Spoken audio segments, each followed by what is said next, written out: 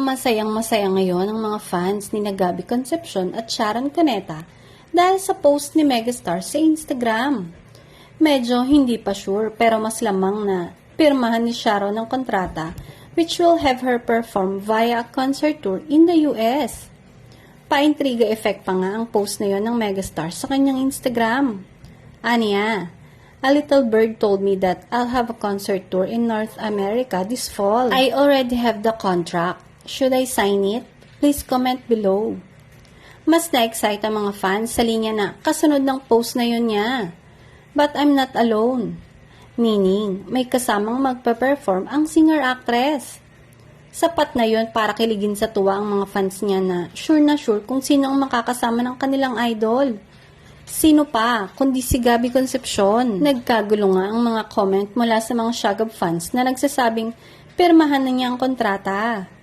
Isang netizen ang obvious na may katibayan na matutuloy na nga ang US tour.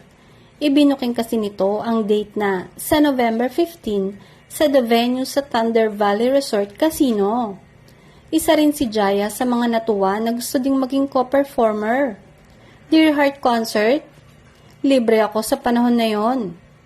Sharon has nice words for Jaya na sobrang miss na niya. Maganda raw kasi ang puso nito at bonus na lang daw ang pagiging isang mahusay na mga awit. Maaalalang sobrang successful ang Dear Heart concert nila Sharon at Gabi noong October 27, 2023 sa SM Mall of Asia at sa Cebu noong November 17 of the same year. Ngunit hindi naging madali ang planong ito dahil umano sa kampo ni Gabi. Wala pang natatanggap na updates galing kay Nancy Yang tungkol sa concert uli ni na Sharon at Gabi. Pero may mga kumakalat nga sa Amerika na inaayos na raw pati ang concert tour ni na Sharon at Gabi. At dahil sa post na yon ng megastar, ay nagkagulo na naman ang Shagab fans.